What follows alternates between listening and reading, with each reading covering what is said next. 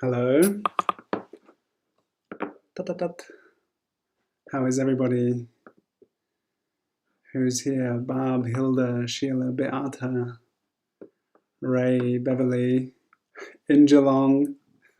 I'm so amazed by your dedication, waking up at 5 a.m. and watching a live stream. That's so cool. Hi, Annette. So cool to have you here. Hey, Sketchy. So there's already some inky conversation happening here. That's nice. We're going to be starting the live stream today with something special, with a hi Tom, with a pre-recorded video of the ink making process for Pinecone Ink. Hi Stina. So yeah, a lot of people have access to pine cones, and you can get a really awesome dark ink with pinecone and some rust. So that's going to be a fun way to kick off our live stream today. So I'll just give some people some time to come in. Hi K-Stan, great to have you here. So cool. We'll be drawing K-Stan art today, which is going to be super awesome because she's just an amazing artist. So it's an honor to be drawing you today. Happy Father's Day. Is it Father's Day? In Germany it was a couple of weeks ago, but happy Father's Day to all the fathers out there.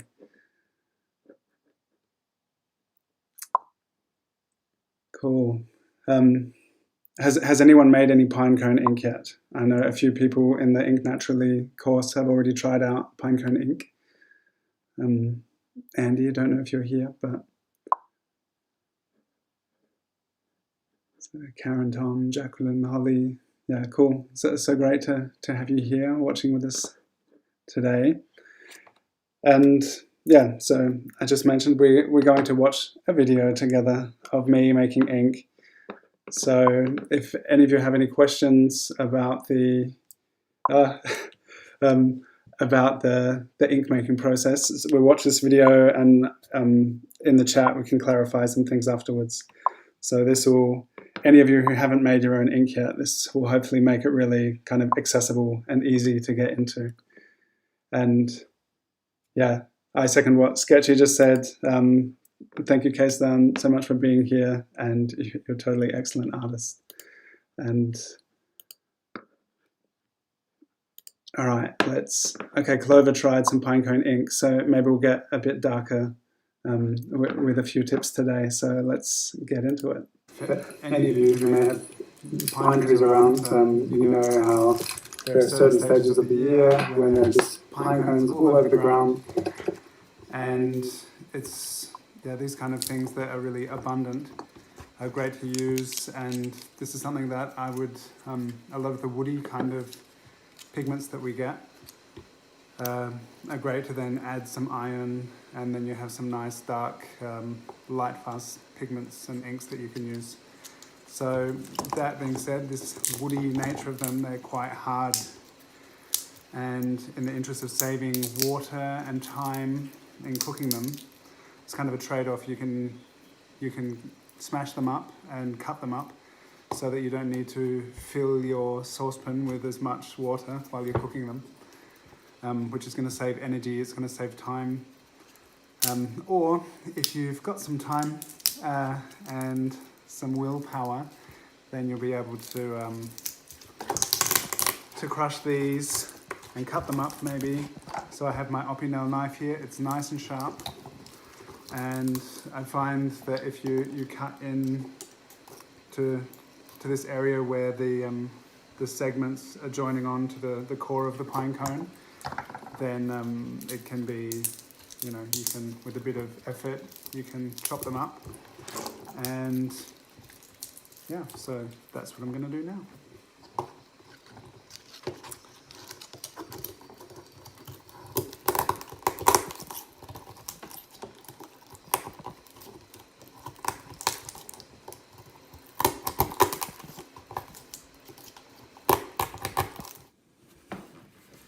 So I've just figured out another way which may be easier than using a knife. Just if they're dry enough, you may just be able to hammer off so they kind of go flying around more than cutting them off. But you may save your fingers, and this is also working pretty well.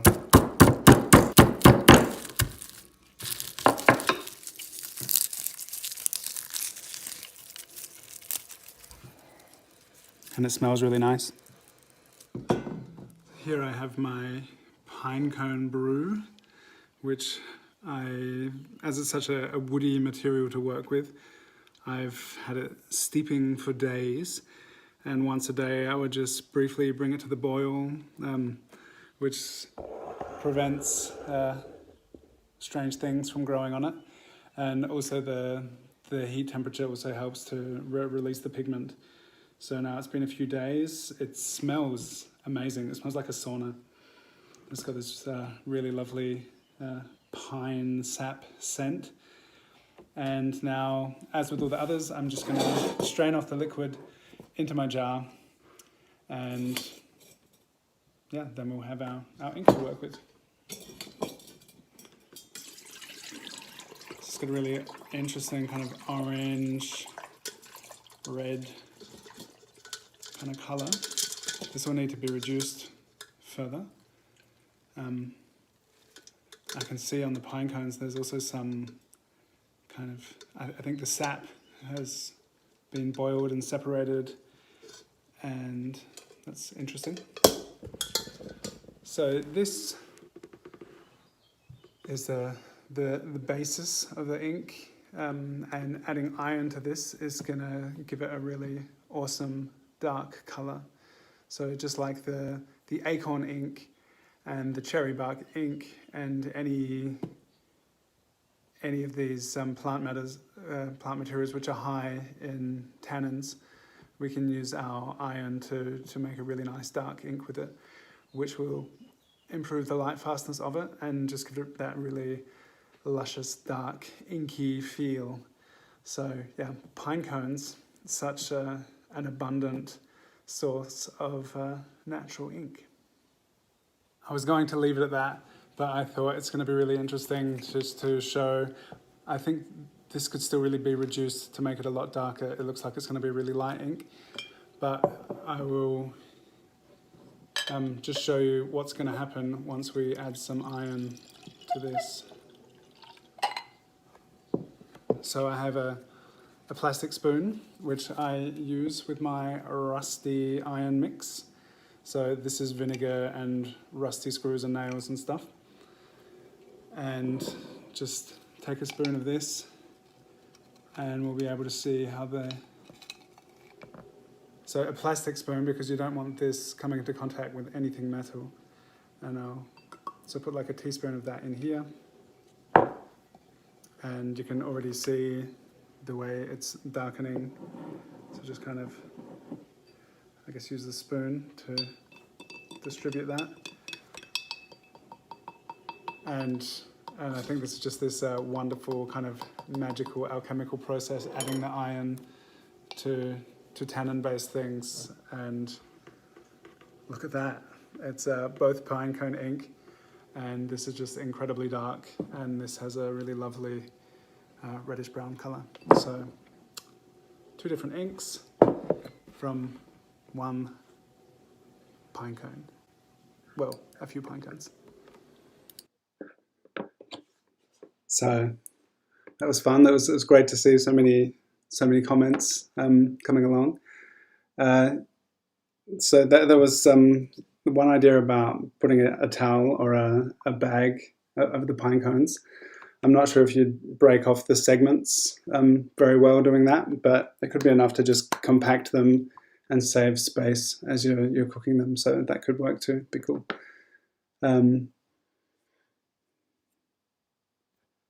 Stefan found some poppies. Excellent. Just going through some of the comments here. Yeah, so I think if the pine cones have to be quite dry, if there's still a lot of sap in the pine cones, I think when you're hammering it, they're probably not going to break off, but it could be enough just to compact it down a bit. Beata, that's great. So the iron concoction that I had was vinegar and rusty nails and screws and stuff. And you need to have a jar with your rusty stuff in it, put some salt and vinegar in, and after a few days to pour off the liquid and let it oxidize and breathe, because what you're doing is encouraging the rusting process. And then after a couple of days, you can tip your vinegar back in and repeat this process of letting it breathe and putting the vinegar back. And then your metal things will get really rusty, and then you have a lot of iron in the vinegar, which helps to create that magic effect of turning your ink really dark. So anyone interested in making dark inks should have a couple of jars set up for their iron concoction. Yeah, so the cloth bag or covering something to smash your things, because I had bits of pine cone flying everywhere, so it could be a good idea if you don't want to have to go and pick it all up afterwards. The vinegar in the iron mix, I just have white vinegar. I've also used apple vinegar, which has this kind of, it's clear. It's not clear like white vinegar is, but I wouldn't use balsamic, I think, because there's sugar or something weird in there that you probably wouldn't want to put in there. Kesan, well, crazy. Was that the moment when the ink turned black? I love that moment. It's so good. Yeah, you're welcome. Uta, good evening, good day. Yeah, and cooking pine cones is, yeah, everyone should read up on this themselves, but I think pine cones are safe, and that sap, that resin, we kind of live a lot with pine, at least I do in my house. We've got it in the floor and the doors, and that incredible kind of sauna scent from the pine, I think it was really lovely. But if you want to always check up on things yourself, okay? So whatever different materials we're using, it's really good to educate and inform ourselves to make sure that we're keeping safe. But I really enjoyed the smell of the pine cones cooking. Okay, so this is off topic for the pine cones, but when you're working with petals making ink, that it's just experience basically. I know that poppies, they're something in the petal structure, you can just use cold water and you get a really incredible intense pigment quite fast, whereas roses take longer.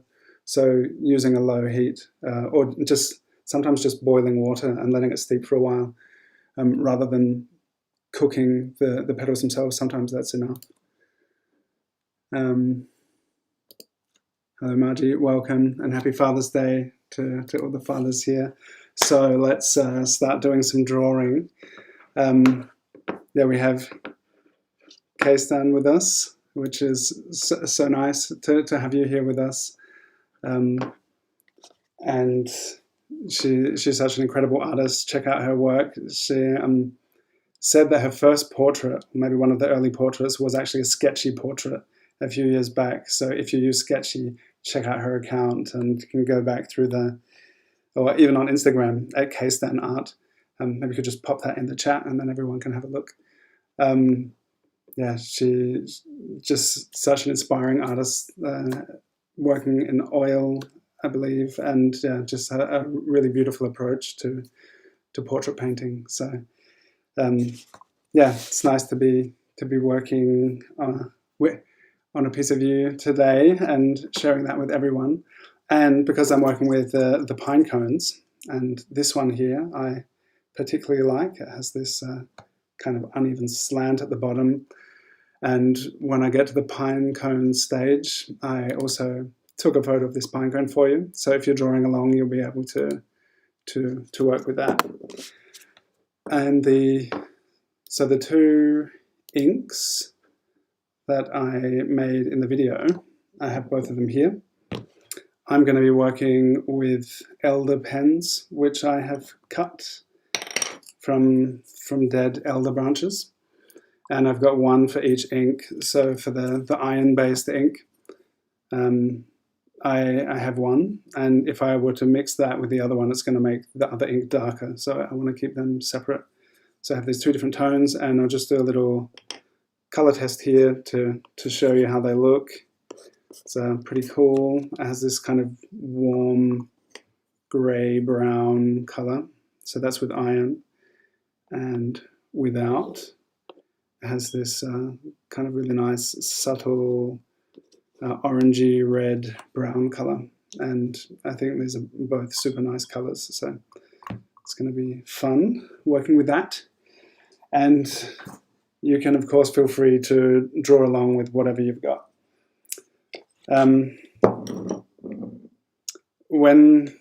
So this is moving into the week in the course where we'll be introducing elements from nature and playing a bit more with composition. So the course has been very like pure portraits and a couple of figure drawing kind of things so far. And so you may have seen this on Instagram, I've done some sketches, just kind of playing around with composition, wondering what kind of direction and angle I want to use the pine cones from. So yeah, these are just thinking on paper, and it can be really good to just kind of do some warm-up stuff. I like this here. I think I'll be doing something like this with K-Stan's portrait and the pine cone off to the front here. So let's get into it. Got everything sorted, everything I need. You can feel free to ask questions, and I can look up when I hear the pop pop sound. Okay, yeah, Johnny asked about reducing the Pinecone ink to make it thicker. So to boil it down, it's really great if you have, sometimes I'll just leave something to stand in a jar if I don't need it urgently. And the bigger the surface area, the faster it's going to evaporate.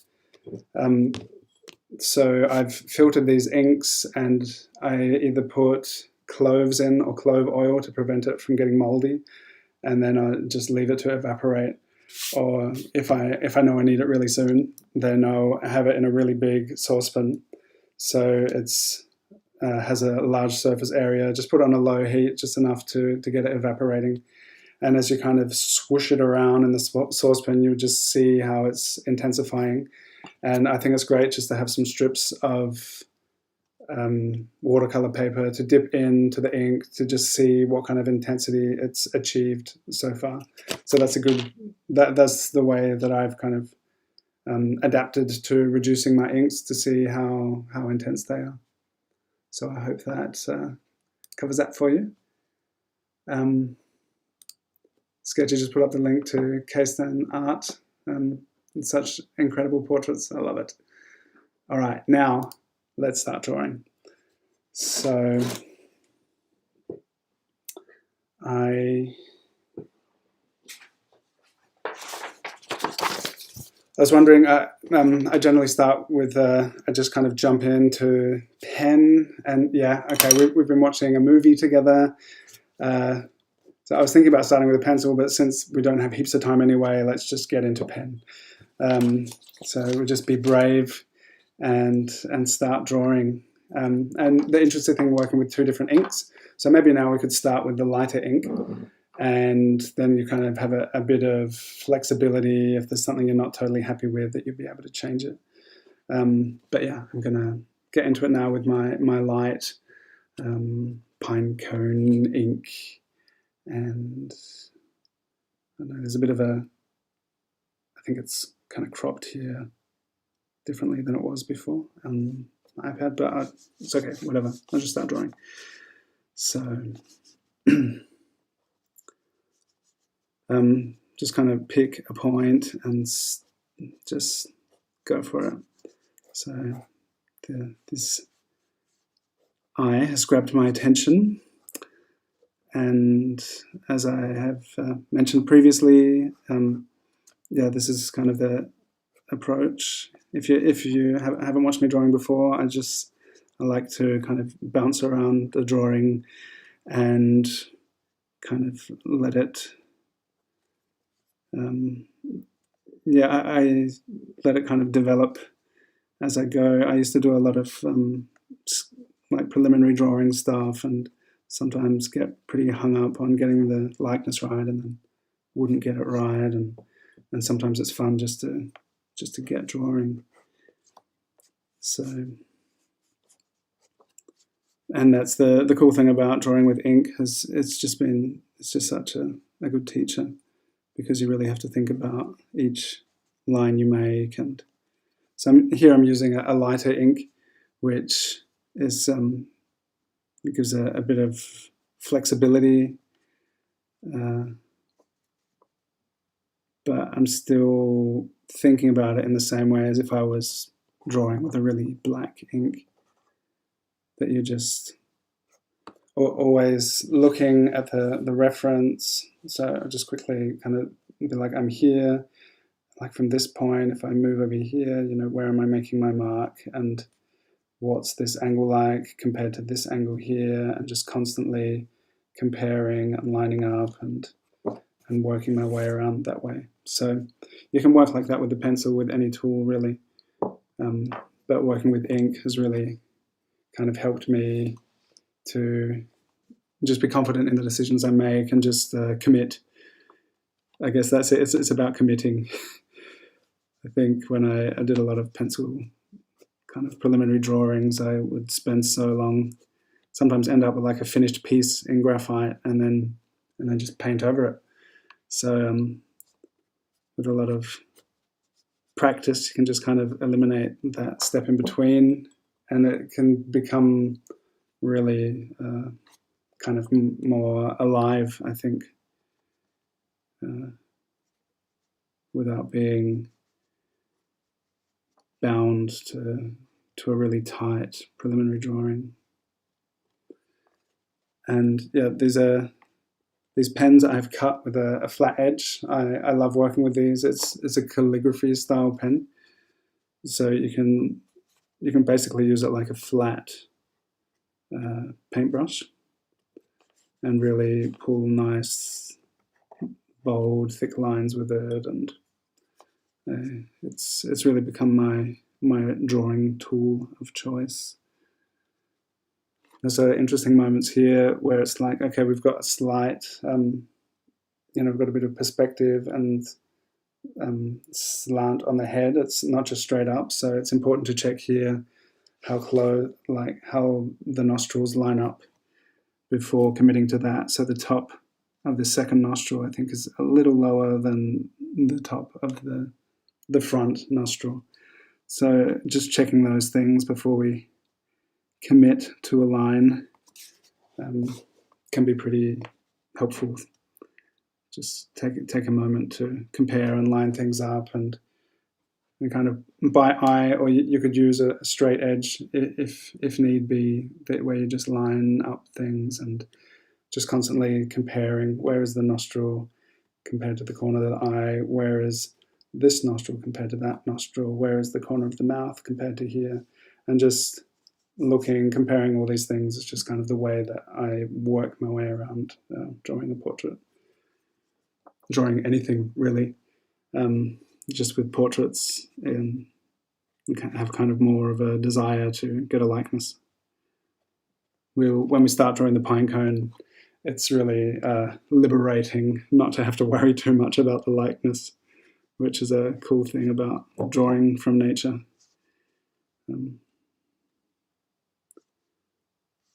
So here's an interesting point where the outside of the nostril here is kind of lining up where the nose is curving around. And just whenever we can notice these landmarks that line up with each other, I just think it's super helpful in the drawing process. And that's just the way I'm always looking at things, like how does that line up with that, and this kind of corner where that intersects here, where does that lining up with the eye or the wrinkles under the eyes. And this way by looking at and finding these landmarks, it just helps so much to get things into place without having to go about a really technical, structured way to draw, I feel. So Loomis heads, stuff like that, it's never been something that I've had fun drawing. So this was a super challenging way to kind of go about things, but I just find it so rewarding when it then works out. It's like, oh, this one actually, it almost looks like that person. That's cool. And I don't know, it's just a nice nice way to train your perception and observational skills, I think.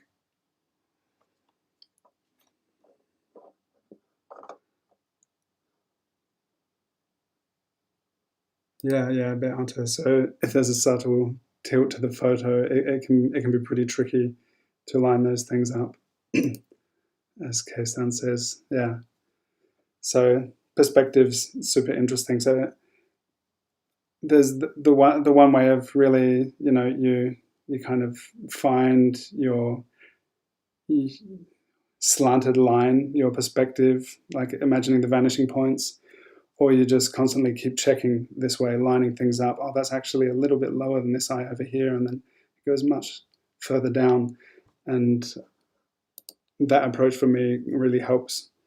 And then it makes it less of an issue if something's in a really exaggerated perspective, because you're always actually just kind of comparing everything. And I think for me, it has been a very helpful approach. So here, like the top eyelid, oh, I don't want to get in front of the camera with my head and beard. The top eyelid here is kind of like 1/3 of the way up through the iris here, maybe. So when you're looking at things and we perceive in a way where we have this frontal kind of understanding of a face, but yeah, rarely are things really perfectly lined up like that. So it's really good to find ways to navigate drawing and painting a portrait. So if I just kind of line it up here and say, okay, that's where the top of this eye is, in my drawing at least. And it's interesting, the bottom edge goes down a lot further over here. So that's really interesting to observe and try and replicate that.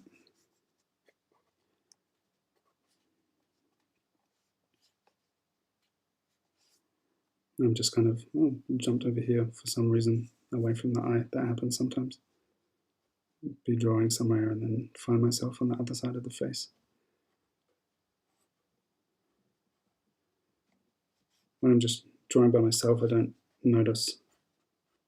But having done all these sketchy classes and then I'm commentating my process, I'm like, oh, actually, I was drawing over here, wasn't I? Now I'm over here. Okay, I'll head back there.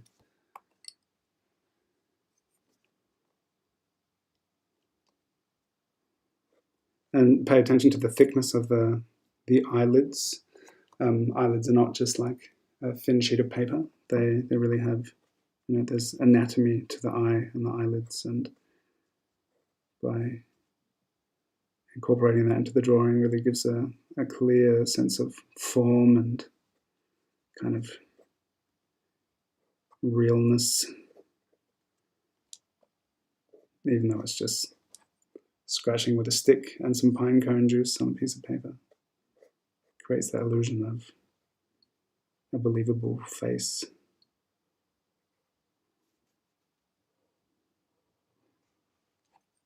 Yeah, so the natural ink thing, it's just so much fun. I collected these pine cones with Arvid. He's 4 years old, and we were waiting for the rest of the family outside a park. It was like, oh, look at these pine cones, and let's try and make ink with them. So this is actually the first batch of Pinecone ink that I've made. So Acorn ink has always been my dark ink of choice. I just have so many acorns, but it's like there are so many pine cones as well, so let's try it out. And a lot of people in the Ink Naturally course have been asking about Pinecone ink, so here we are. Now we're doing it together. And whether you may not have pine cones around, but next time you go somewhere where there are pine cones, you can fill a bag with them, take them home, and create some of your own art supplies with them.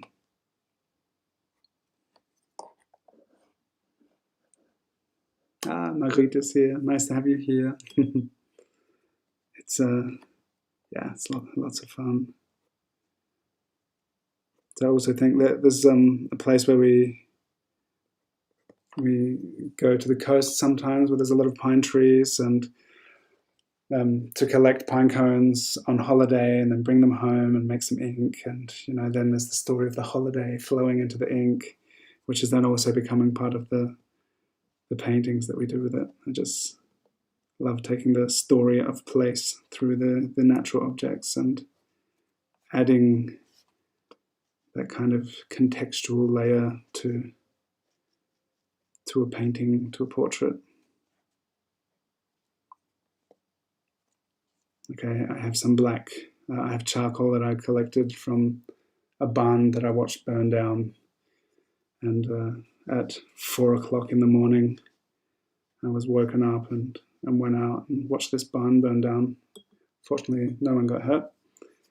But it was a barn where I almost had my studio. In an alternate reality, I would have been watching my studio burn down. And then later on, I collected charcoal from that place, and you can make charcoal ink, so it's like liquid charcoal. And so working with that, it has this full-on story of the barn that burnt down. Becomes part of the story of the art.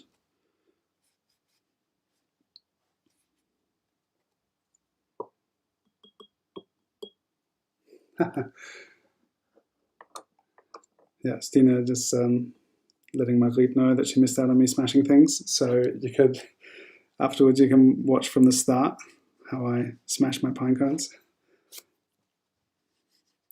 So how was that for everyone watching, to have like an ink making video at the beginning of the live stream? It was something new for us. So I hope that was helpful and enjoyable.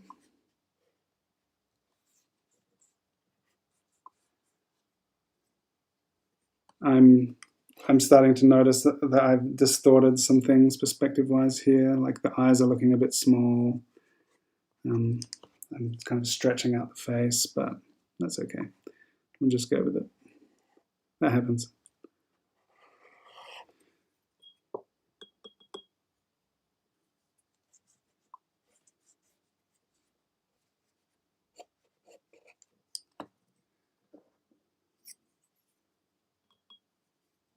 It's lovely being here and drawing with you, seeing all these wonderful people in the chats. Hi Shannon, you're here too, and Marguerite, so nice to have you join. Keistan, thank you so much to be here with us, sharing this. Try and channel you into my pinecone portrait here. Yeah, and Keistan said that there are lots of pine cones where she lives, in Washington, right? So it smells so good. I said earlier about how the pine cones smelled so good when I was smashing them up, and this is a really good smelling ink. Someone asked me a few weeks ago what was the best smelling ink I made. This pinecone ink is pretty good.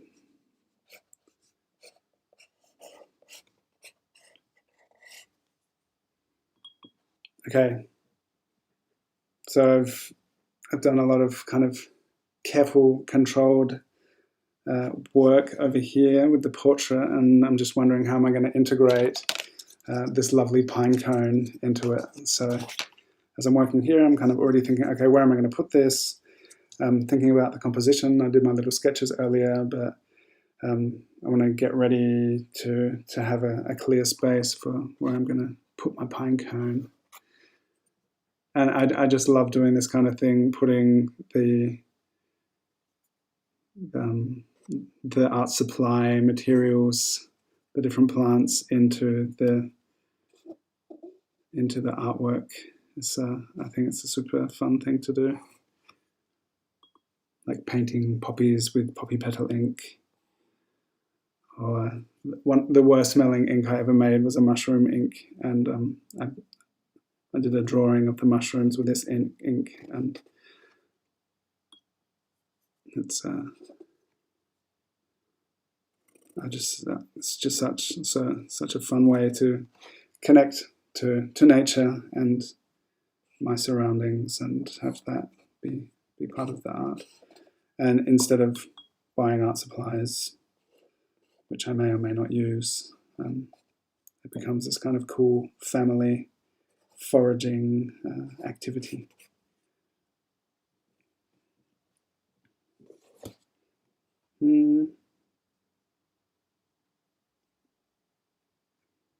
How big is this pinecone going to be? In my sketch, I had the face much smaller and the pinecone was over here. But maybe I'll just start kind of drawing out the pinecone once I put down an outline for the hair. Just kind of guess the hairline at the top.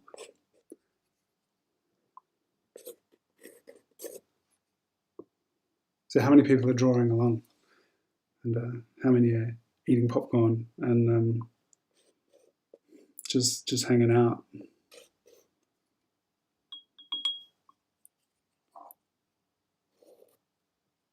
Maybe my dad is going to watch this later.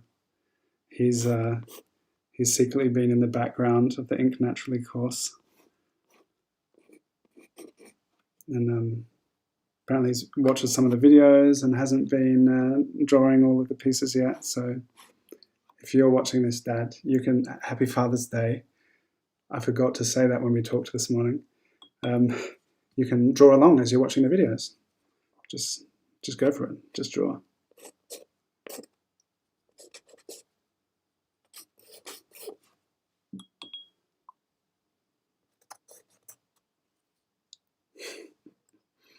Is eating popcorn an option? Sure. Maybe I'll bring popcorn next time. I haven't made corn ink. We can eat popcorn and draw with corn ink maybe one day. I don't know if that's going to work. I need some dark corn. Maybe now I'm going to start drawing the pinecone. So if you're drawing along, I'm going to switch this up and put the pinecone. So now I'm going to draw from life.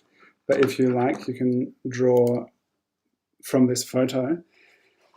And I'm going to do a pretty loose sketch of this pinecone. I'm going to use my darker ink, which I think is kind of bring it into the foreground a bit. I don't know. We'll just see how this is going to work out. So it's great to draw from life. So, you know, if you're out collecting things from nature, whether you're making ink or not, sometimes it's just really nice to collect things from nature and let it inspire you and inform your art. And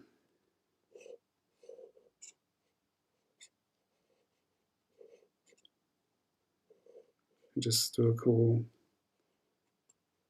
tried a couple of different approaches to drawing these pine cones. One was just like going with the outside edge. So just kind of finding an outline and then going and filling things in later. And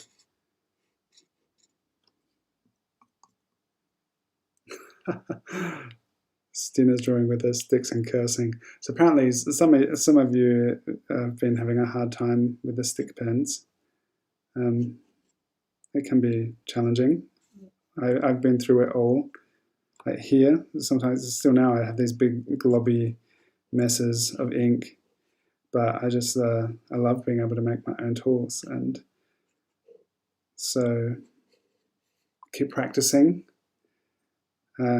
Just try and enjoy the chaotic experience of having tools that behave differently than you expect them to.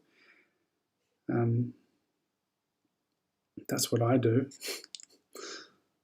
And that's sometimes a thing, just trying to work loosely with ink and then with tools that sometimes you're not so familiar with, or even the ink, if the ink doesn't have a really thick consistency, then maybe you end up with blobs of ink and it's splattering around and stuff. Like this is pretty fat kind of line of ink I just put here. So maybe it starts doing things kind of getting beyond your control. But if you can manage to just roll with it and keep having fun, or you don't even have to have fun, you can get really angry at it and then see if you can, somehow master that and use your anger as a creative force and figure out how to use these goddamn tools. Not that we need to get blasphemous or anything, but if you're feeling angry about your tools, either step back and take a break, use something else, or just keep going until you figure out how to draw with it.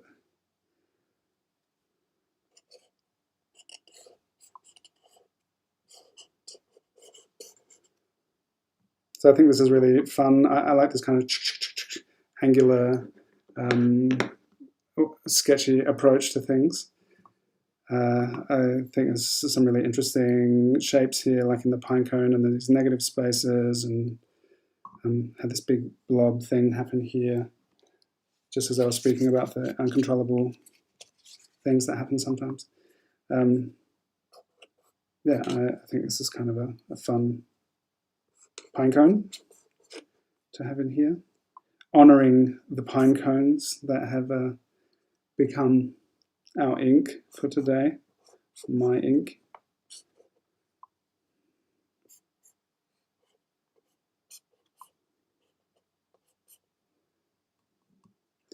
And this, I think, see here, this is such a nice pinecone. And I really like it's got these super bright segments and then really dark behind. So it's going to be really fun to kind of fill that in. Just get this outline of drawing filled up and then sort it out and then put in those shapes. So where am I? I'm going to start putting in some of those cool little light shapes inside. And that's just going to set up a really nice clear contrast and detail as we kind of draw in the inside of the pinecone. I'm not sure if I do it with this really dark ink or with the mid-tone, this kind of, what's this color? Is it orange, red? I like to fill in the shadows and just kind of see how I go, make that choice at some point. Yeah, I just really like this, like having two different inks made from the same plant. It's so cool. So you've got this really different kind of, you have a clear value structure, and then also sometimes get really different colors from the same plant.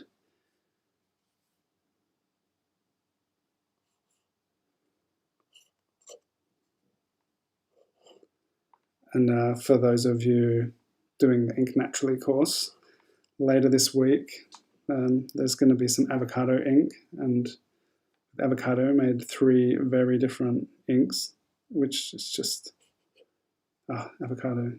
It doesn't grow here, unfortunately, so I'm not so, it's not like the most regional sustainable ink I've ever made, but it's a pretty amazing plant, an amazing ink.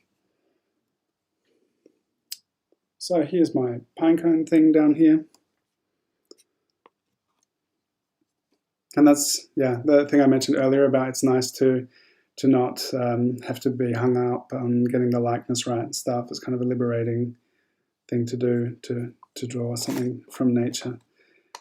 Now these lines are still very wet, so we still have 15 minutes. I'm going to let this dry a bit. And maybe as a finishing touch to this piece, I'll be able to fill in the dark areas of the pinecone, and we'll get some really cool contrast happening here. But I'll just let it dry for now and return to the portrait and maybe add some points of contrast here too. So let's get rid of this pinecone. I'll just have a quick look to see if there've been many questions addressed to me along the way. If you'd like to ask a question, you could ask now. I'll go from the bottom up. I can't read Spanish, I'm afraid. Sorry about that. Manu Lomio. Holly made avocado ink this week. From the skins, from the seeds. Yeah, cool. I always collect the seeds and the skins of avocados wherever I go. Whoever's eating them, I'm like, oh, I'll take that. No, I've heard a few people saying that the sound of the stick on the paper, that they don't like it very much. It doesn't bother me. Perhaps if you use, I use dead wood. If you use a really hard wood and cut it, I think Beata said that she sands the pens and then they're like super flat and fine, and then they don't have such a teethy, grainy, scratchy sound. Or soaking them beforehand can also help. I'm sorry if that sound is making your teeth hurt. Yeah, so is that anyone else find that sound unpleasant? You can chime in.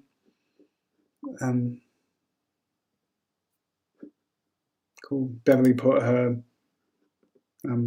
plum tree pen into the microwave to dry it out. That's interesting. I don't have a microwave. That's nice. Some leaves. Anyone from Portland that can suggest good branches for pens?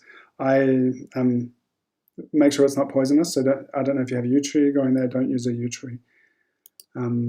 I use cherry, apple, birch, elder, walnut. I think those are good ones. Wendy uses bamboo sticks.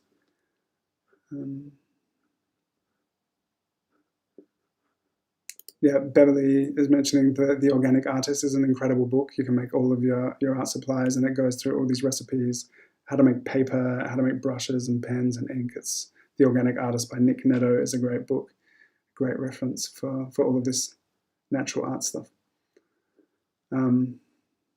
Okay, that's enough questions for now. So let's, as I've been answering some questions, that's been drying a bit further. Hilda loves the sound of the pen on paper. That's nice. Cool. I'm glad you like it. Okay, Jan just asked about special tweaks. I think I just covered that, so maybe there's a bit of a lapse in what I'm saying, what's coming through. These are elder. I love elder, walnut, and there's a pen carving video up on the YouTube channel from Sketchy where I make some pens. Hardwoods are good. I don't think I'd want to use softwoods, but just try it out. Maybe you get a really different pen from softwood. Maybe that's cool too. So let's come and work with this contrast. Maybe I should have like totally filled it with the pale ink before. I didn't, because I thought it might not dry by the end. But maybe this will dry, and then I can come and fill in the iris with that mid-tone.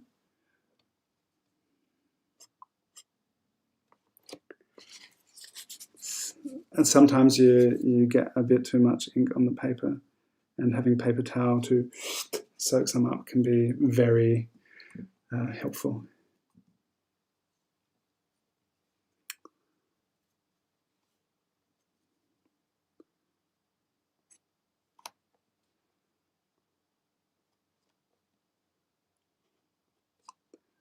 So it's always a challenge in the space of the live stream. We're trying to keep it to around an hour. Okay, what can we get done in that hour? And it's interesting to kind of plan things out in a way to have a vague idea. It's not really the time for a super finished portrait, but it's just great sometimes working with a time constraint and just be like, okay, with the time I have available, what can I do? And event drawing is something I was lining up for this year. I was like, I want to do more live drawing. I want to do quick drawing. Every Tuesday night, we meet and do timed quick drawings on Zoom. Join in. It's super fun. Details in my Instagram account. But another thing I was getting ready to do this year was event painting. And then Corona happened. and no one was allowed to hang out in groups. So the events I had lined up that I was going to be documenting in paintings and drawings, they just didn't take place. So that's still something I have to look forward to. Really getting into event painting. So I was going to go to a couple weddings. I was invited to a festival here in Göttingen where I was going to be the Wohnzimmer Festspiele from Peloton. I was going to be doing recording the festival through drawings and going to different concerts and plays, and it was going to be so cool. I was just going to draw all day, just sketching people's portraits all over the place, and it didn't happen because of Corona. But yeah, working with a time constraint is something I enjoy. It's super challenging and sometimes can be stressful and kind of make me doubt whether I can actually draw at all. There are those moments. I went to an event last year and did this portrait, and I was like, it doesn't even look like the keynote speaker who I'm trying to draw. Oh, what's going on? But it's just great to be aware of these things and choose something to learn from, and just get into it, have fun learning and pushing kind of skills and creative edge.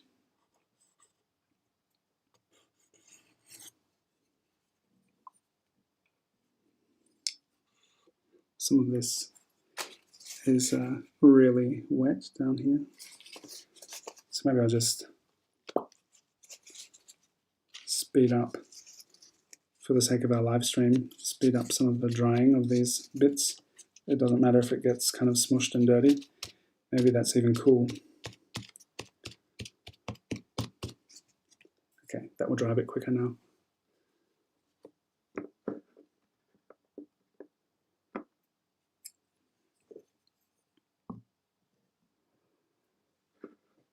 Oh, I'll just read this. Portrait really looks so good, La Pembrace just going straight in. Yeah, merging of what you see and feel. That's a lovely way to describe it. Yeah, and just it's such a special way to pay attention when it's like, okay, this is it. You just go in and start drawing, and on the one hand, hope for the best, but also really take care with the choices being made. And yeah, it's a fun challenge.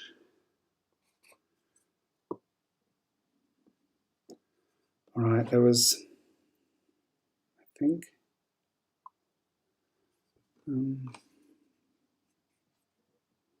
I was wondering how I'm going to handle the hair. I just love throwing in some wild, random strands of hair. That's always fun for me to break up the hair edge. And hair is often such a playground where you can do lots of cool line variation, and similar to drawing the pine cone, don't have to get worried about the likeness and how it looks. So it's interesting as the border to quite a brightly illuminated face. Just be good to have some kind of contrast to frame the face. I'm just gonna see what areas now where I want to kind of put in more contrast. That's just in a relatively short time. Having set up this much of the drawing, and I know where there's different places of contrast, it can be in a efficient way to just go in and lay down some areas of ink with a brush or with a pen or hatching, which can really set up a really clear, nice contrast. And to keep it as a pure line drawing can also be really nice. But sometimes just adding a bit of contrast can give it a sense of gravity, of form. And once a clear drawing is set up, it can be a really simple matter of just adding some areas which are going to provide that contrast and form and weight to the drawing.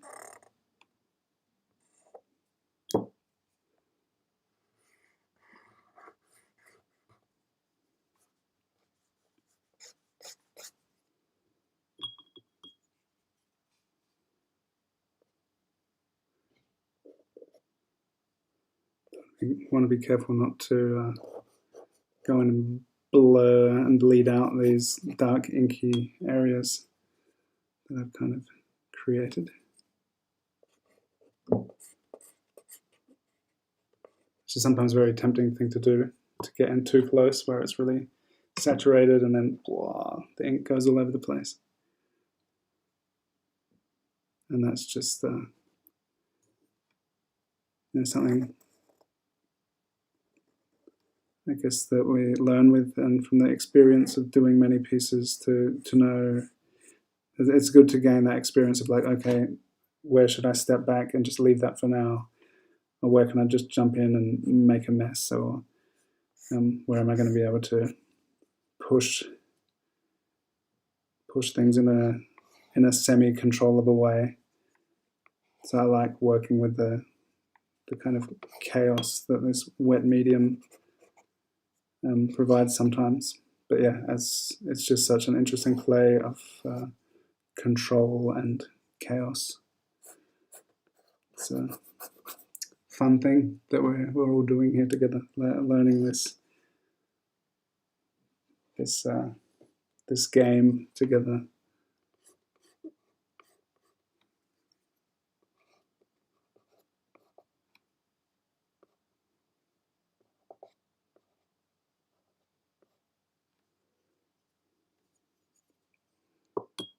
So I think that the underside of the nose will be nice. I avoid the dark ink to some extent. It could be just another nice point of contrast and shadow to add here.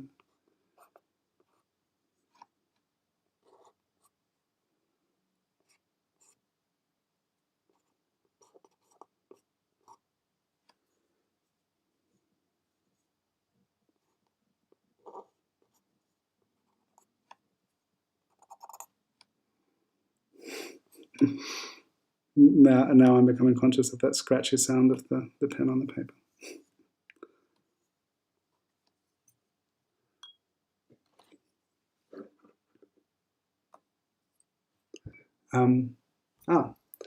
What do we do if the ink does splash accidentally on the paper?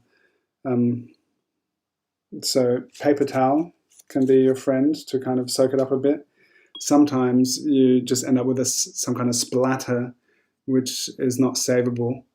And I've had this happen repeatedly. Sometimes I work with a raised surface, and I did one portrait and it was really wet and it fell off of the easel and the ink just splattered across the face. But the way it kind of splattered and exploded across the paper, I was like, that's actually really cool. So you can incorporate some of that splatter, just embrace it if your ink does make a mess.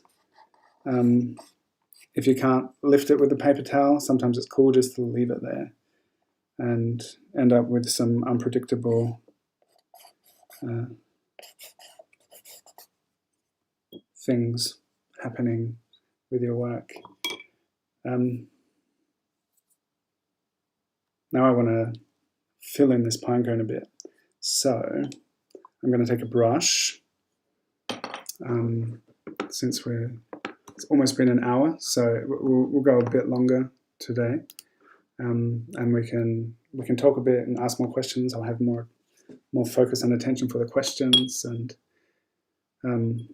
but now I'm gonna just to fill in some of this contrast with the pine cone.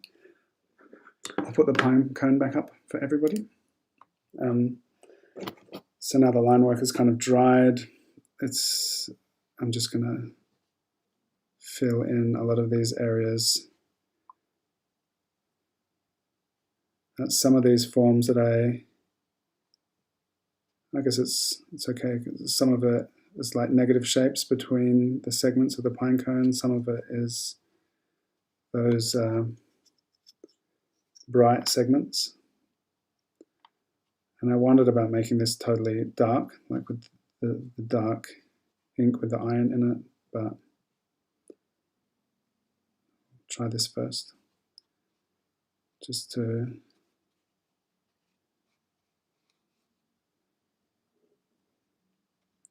give a bit more sense of the form of this pine cone.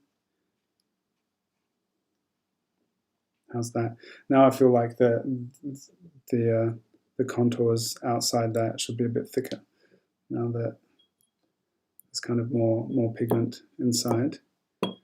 I'm tempted at the moment with the brush just to put in a few kind of shadow areas in the portrait. I thought I wouldn't, but I'm gonna do it.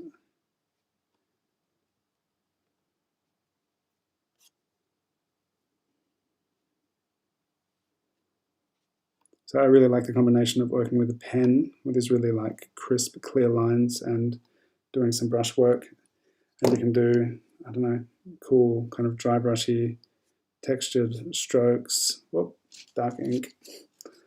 And here I'll just keep it pretty minimal, pretty subtle, I think. But it can just be nice to have some variation to the mark making quality that we have.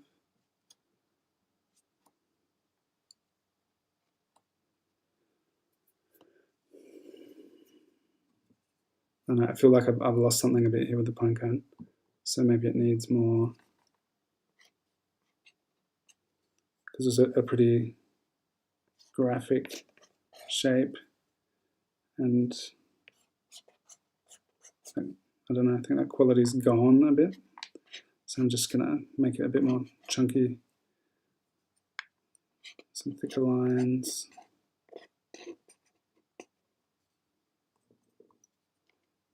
In case anyone's wondering about the binder, this ink that I'm using has gum arabic in it. I also often use cherry sap, which I am able to forage myself, but as a lot of people don't have access to it, I thought like gum arabic is the acacia sap, and it's kind of the go-to binder for lots of art supplies. So I just started experimenting with that as well, since I know that's what most people may be able to have kind of access to.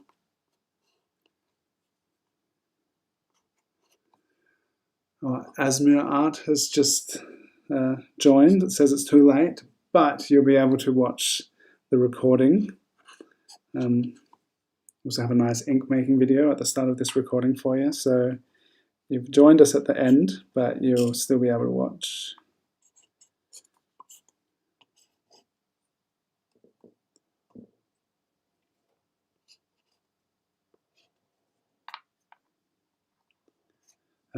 Yeah, I already feel like that's helped shift the balance a bit. As I filled in that mid-tone, it was like, oh no, I've kind of lost the... there was something cool about the Pinecone, and I just felt like it was disappearing as I put in that mid-tone. So just by putting in some more chunky, kind of decisive, messy line work, I feel I've been able to retain some of that, what I liked about it before.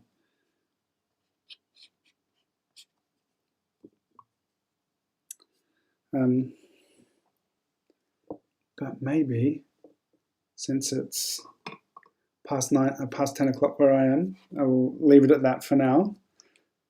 So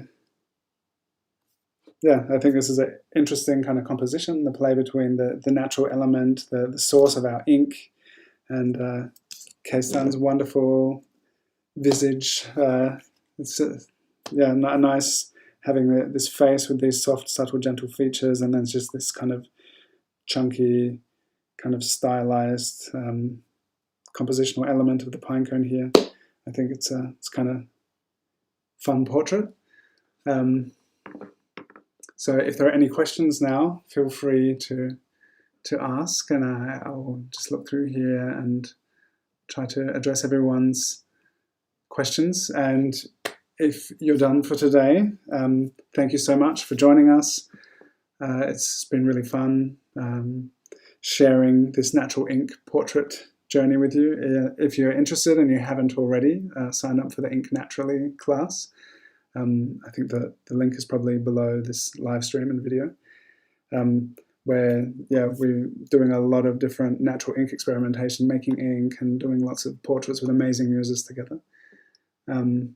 K-Stan, yay, thank you so much for joining us. So cool to have you here in the chat. Just nice to be able to connect in this way, and I admire your work so much, so it's been a special honor to be able to draw you here today.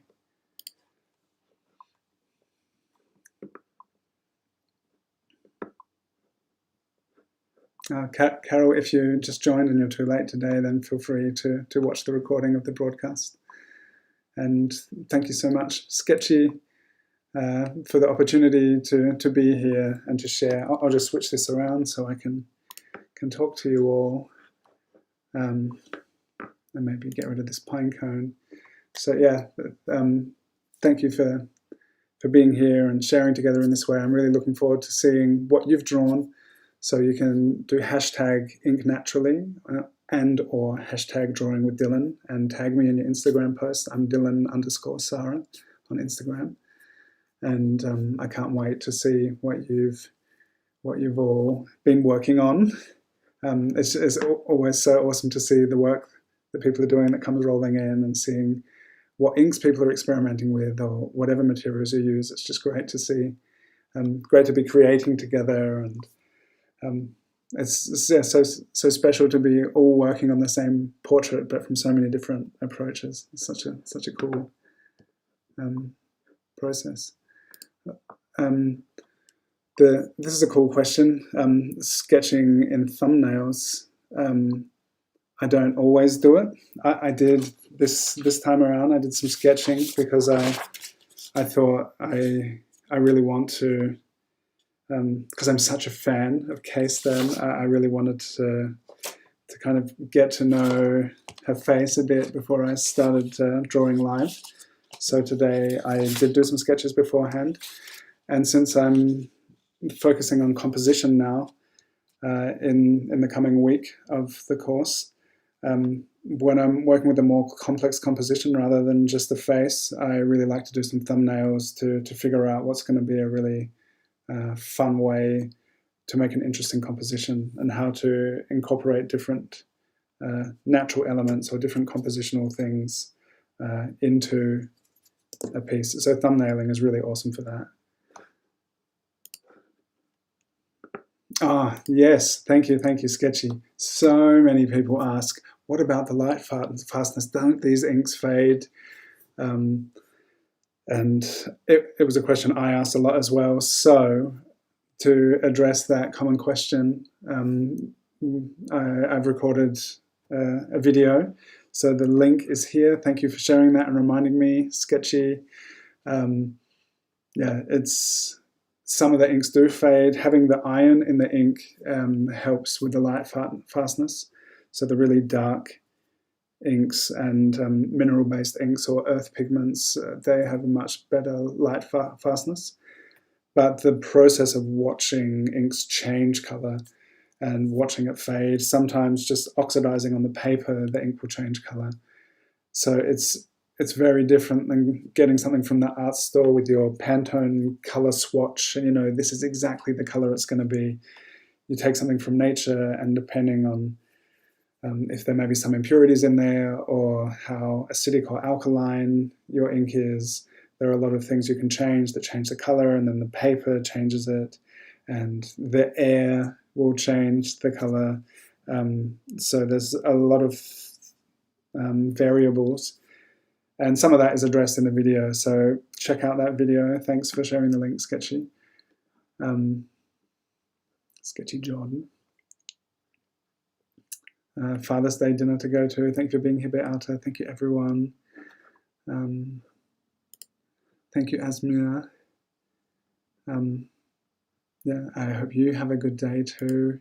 And for all the fathers, for all of the people out there, I hope you all just have a wonderful day. Anyone who's ever had a father, have a wonderful day. That's interesting. If you use fresh pine cones, you could have a different result. So yeah, the difference between fresh and dried raw materials for our ink making can make a difference. It's just talking about all those different variables. So the freshness of your plant matter can also have an influence.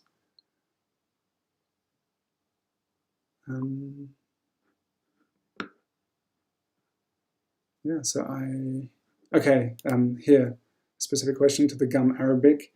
I put, I'm not sure if I could tell you exactly how much ink this is.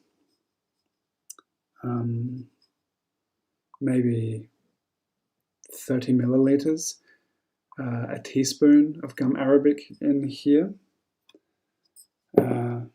And this, I think, is a kind of similar amount, teaspoon, and then just test it. It's important to experiment and try things out.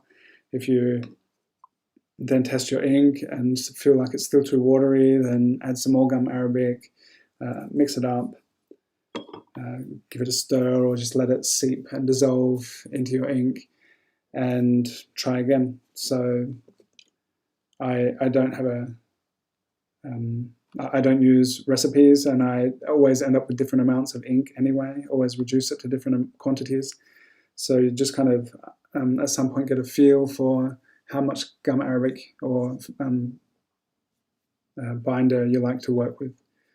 And for different inks, it's going to be different. Some just have a natural, thicker consistency, and some you're going to want to thicken up to be able to work with it in a satisfying way. So try it out. Okay, and I think I've got Tom with your walnut stain. Awesome. I look forward to seeing what you used.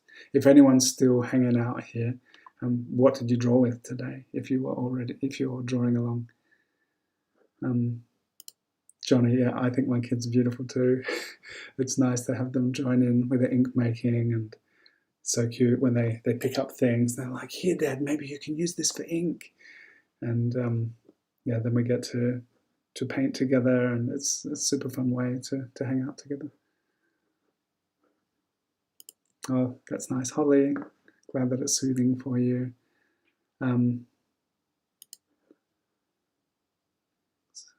How can you stop them going off? Good question. The beetroot ink is interesting because it, as it ages, it changes color as well. So you'll kind of end up with a different consistency. When it's fresh, it's quite watery, and then at some point it may get gluggy. But I think in general, I find if I filter the particles, so that there'll be bits of stuff in the ink, and if you can filter that out, I get the impression that gives less for the mold to feed upon. But I use cloves. You can just put a few whole cloves. So like in this jar, I've maybe put 4 cloves of ink, 4 whole cloves into the ink. I also have clove oil, which is just highly concentrated, and different oils you can use, like rosemary, thyme, different antimicrobial essential oils that you can use. Or alcohol, you can put a few drops of rubbing alcohol in, and that will also prevent mold growth. If it does get moldy, you can also just scoop it off. And if you want to sterilize things, I don't always do it, but it's really good to sterilize your jars, because any tools that you use which come into contact with the ink, or for storing it, if you start from a sterile basis, then the starting point being sterile, it really helps for it not to get so moldy. But if it does, then you can get rid of the mold. Since we're not consuming it, you can still work with it And if you really want to be safe, you can simmer it, so let it boil, and then it will sterilize it again, and you can just restore it and use it again. So those additives will help you stop it from going off. Margie, thank you. I'm glad you enjoy what I do, and it's so nice to be sharing it with people. And I see a lot of people getting into it with the same kind of passion and excitement that I've also developed for working with natural pigments. So yeah, it's just so nice to be able to share. And it looks Manolomio. I am also an illustrator, yes. If you go to dylansara.com, you'll see some of my work on there. Yeah, so I do a great many things, and some of it is quite far removed from this portrait style stuff, but it's also totally fun working together with people and working on, how can we collaborate to create a visual solution to someone's specific needs. It's a super cool process to be able to work together with people. So yeah, I love illustration. So many great illustrators out there. And David, you're welcome. It's it's for me, it's been a great journey of getting to know mold. Sometimes I've had things where I've taught a workshop, I've been at a festival and just pack everything away. I've made all of my different inks, and then at the end of the workshop, there's so much things happening. I just put it away, bring it home, forget about it, and then a week or two later, I've come back and found all these jars of moldy ink. And sometimes I try and salvage them, or mix them together with what I managed to salvage and come up with some new different inks. And